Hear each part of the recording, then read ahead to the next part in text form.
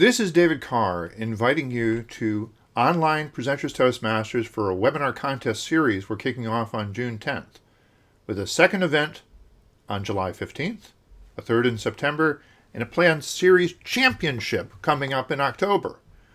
The webinar contest celebrates speakers who have mastered the virtual stage, overcoming its limitations, taking advantage of its virtues.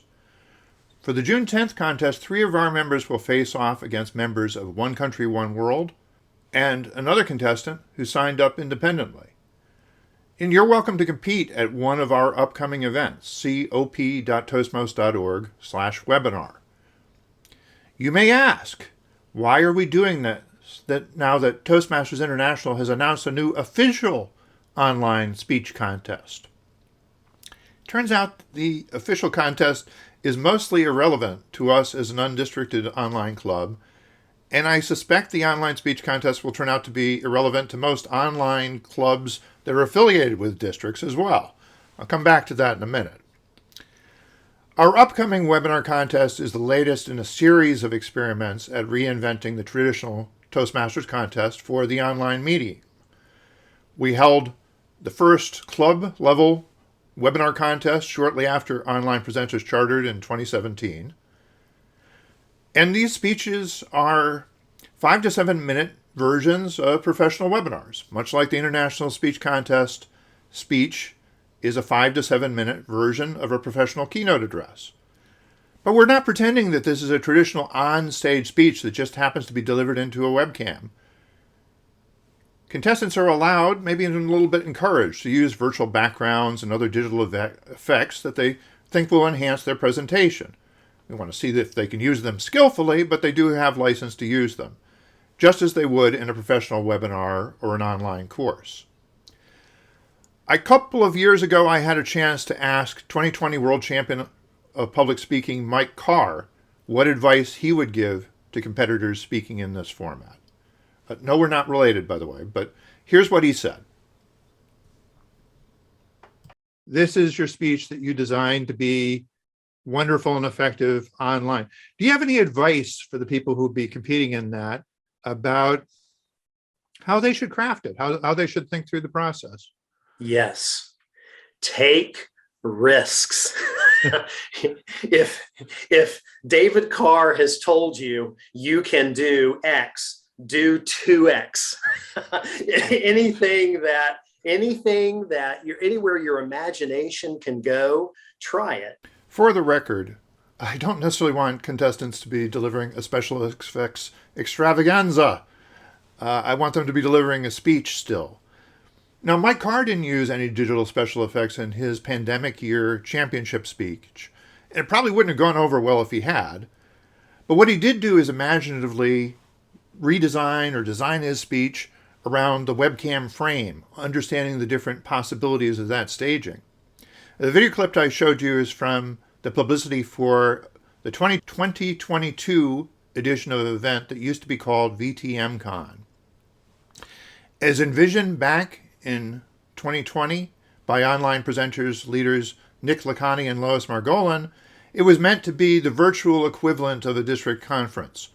All of the original online clubs were set up as undistricted, and 6 of them came together to organize that first event. VTMCon 2020 featured great keynote speakers, educational workshops, and a couple of contests. The second VTMCon in 2021 featured presentations by Darren LaCroix, Mark Brown, and Patricia Fripp, very top names, plus some great workshops. It also featured a multi-club webinar contest that was won by Annie Bai of One Country, One World. I worked on publicity for those VTMCon events, and in 2022, I was preparing to be event chair for the first time. A month out, I got a letter from the lawyers at Toastmasters International saying that we couldn't call it a Toastmasters event because it wasn't sponsored by an official Toastmasters business unit, such as a division. We always tried to position it as an unofficial event, but that turned out not to be good enough for them. After 2 years, they'd woken up and noticed that we were doing this. So we had to change the name. We had a great event anyways, which did feature Mike Carr and other pro speakers and a webinar contest. But that was the end of VTMCon. Now we're back to hosting the webinar contest as a club event. To make it more competitive, we're experimented with a few different ways of inviting in contestants from outside of our club. The series of contests we're starting now is meant to build up to a championship. It's something like an area or division contest level at least. And we're inventing our own way of doing things because there's no good way within the official Toastmasters contest structure. Now, we used to participate in something called the Video Speech Contest, which is open to members of undistricted clubs. And in fact, if you look at the homepage of our website, it features Angela Heath's winning speech that was recognized at the International Convention in 2022.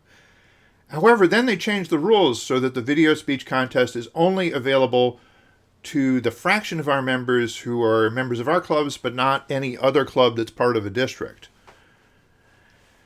What about the new online speech contest? Well, we could hold it as a club event, and maybe we will at some point. But the winner would not be able to progress from our club to any higher level of competition. And even those online and hybrid club members affiliated with a district, the early word is that most districts are not going to support the online speech contests. Before this, there were already 5 official contests: international, table topics, evaluation, humorous, and tall tales, and most districts don't support all 5. As number 6, the online speech contest is likely to get left out in the cold.